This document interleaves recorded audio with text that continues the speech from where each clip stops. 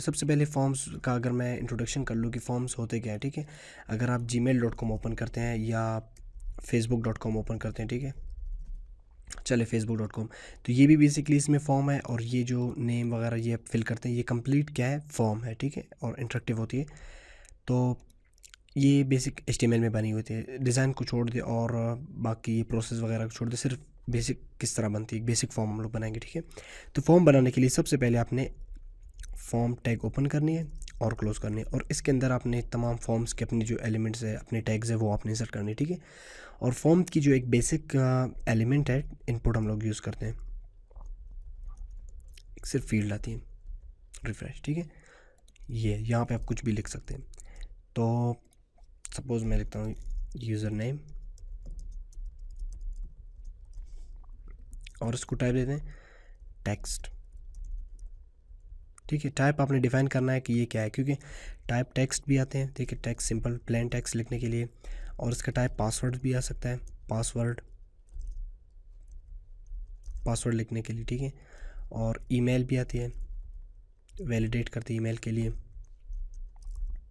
ठीक है।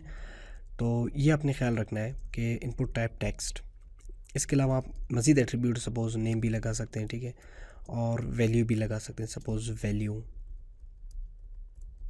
Value basically क्या होता है, सपोज़ मैं लिखता हूँ, कभी आपने देखा होगा इंटरव्यूअर नेम रिफ्रेश, ये पहले से ही लिखी हुई है कि भाई इंटरव्यूअर नेम, लेकिन इसमें एक मसला है कि आप देखिए जब क्लिक करते हैं फिर आपको इसको मिटाना होता है और फिर अपना नेम इंसर्ट करना होता है, ठीक है। लेकिन वैल्यू की बजाय अगर आप इस एट्रीब्यूट को चेंज कर ले प्लेस होल्डर में, प्लेस होल्डर, सेव और रिफ़्रेश, देखिए जब आप क्लिक करते हैं और नाम लिखते हैं तो वो खुद ब खुद मिट जाती है, ठीक है। प्लेस होल्डर एट्रीब्यूट यूज़ कर लें, ठीक है। और इसके अलावा एक और मैं फॉर्म यूज़ करता हूँ, form element input type check box, save और रिफ़्रेश। अच्छा, मैं एक काम करता हूँ, सबसे पहले इनको पी टैग में लिखता हूँ, ठीक है। पी टैग का मैंने आपको यूजेज बताया था कि ये क्या करता है। इसकी खूबी ये है कि ये ब्रेक करती लाइन को। फिर पी टैग ओपन, और यहाँ पे P tag close, refresh.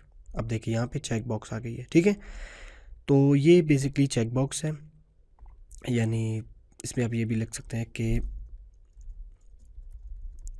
Stay login, ये वगैरह होती है कि भाई कि लॉगिन आप रहना चाहते हैं चेक कर ले, अगर नहीं रहना चाहते तो अनचेक कर ले। और इसको ठीक है बाद में हम कस्टमाइज़ भी करेंगे। इसके बाद आप रेडियो बटन्स भी यूज़ कर सकते हैं, ठीक है, जो नहीं होती कि आप मेल है या फीमेल, सपोज़ मेल के लिए भी आप यूज़ कर सकते हैं, इनपुट टाइप रेडियो। मैं दोबारा इसको इंसर्ट करता हूँ, फीमेल के लिए इनपुट टाइप रेडियो। देखिए अब जब मैं मेल पे क्लिक करता हूँ तब भी ये चेक हो रहा है, ठीक है, फिल हो रहा है, और फीमेल पे क्लिक करता हूँ तब भी ये फिल हो रहा है। मसला क्या है, मसला ये है कि यहाँ पे एक एट्रीब्यूट है, क्योंकि ये समझ रहा है कि इनकी सेट डिफरेंट है एक दूसरे से। लेकिन आप अगर एट्रीब्यूट नेम यूज़ कर ले जेंडर, और इसमें भी इसको भी एट्रीब्यूट असाइन कर दे नेम जेंडर, तो क्या होगी, अब ये दोनों एक दूसरे के साथ कनेक्ट होंगे, यानी ये एक दूसरे को, यही इनका सेट एक ही होगी, ठीक है। रिफ़्रेश, अब देखें जब आप इस पर क्लिक करते हैं तो रेडियो बेसिकली काम भी यही होता है कि आपके पास एक ऑप्शन होती है, एक आपने सेलेक्ट करनी होती है, ठीक है। ये HTML फॉर्म्स में।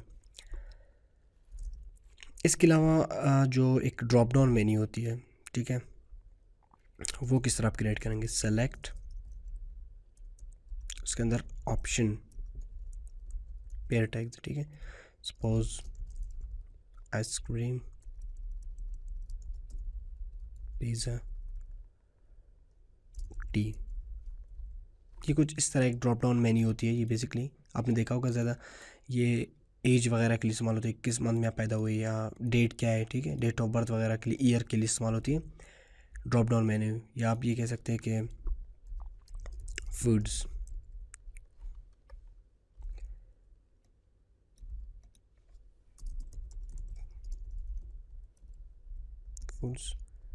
अगर आप तमाम अपनी चीज़ों को सीक्वेंस के साथ पैराग्राफ में लिखेंगे तो वो बेहतरीन होगी, ठीक है, लाइक दिस।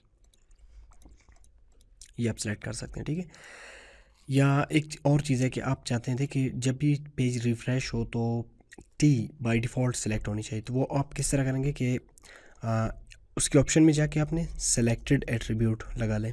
रिफ़्रेश, देखिए अब जब आप पेज को रिफ़्रेश करते हैं तो टी बाय डिफ़ॉल्ट एक सेलेक्टर आती है, ठीक है। और इसके अलावा एट द एंड इस फॉर्म को प्रोसेस करने के लिए, सबमिट करने के लिए आप एक बटन बनाएंगे। बटन आप किस तरह बनाएंगे, इनपुट टाइप बटन भी लगा सकते हैं, ठीक है, इस तरह नॉर्मल सिंपल बटन के लिए, लेकिन आप सबमिट कर रहे हैं तो इनपुट टाइप सबमिट ही देंगे। रिफ्रेश, सबमिट आ गया, ठीक है।